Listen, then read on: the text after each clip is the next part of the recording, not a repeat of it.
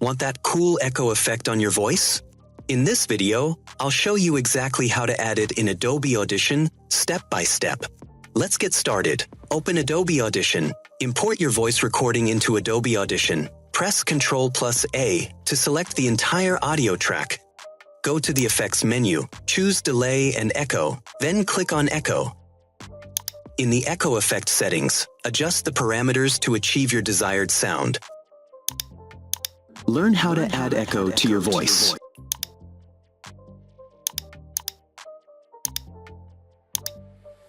Learn how to add echo to your voice in Adobe Audition in just a few minutes. This tutorial covers everything you need to know, from basic settings to advanced techniques.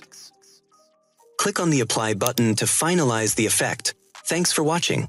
In this tutorial, you've learned how to easily add an echo effect to your voice in Adobe Audition. Play around with different settings and have fun enhancing your audio. Don't forget to like and subscribe for more tips.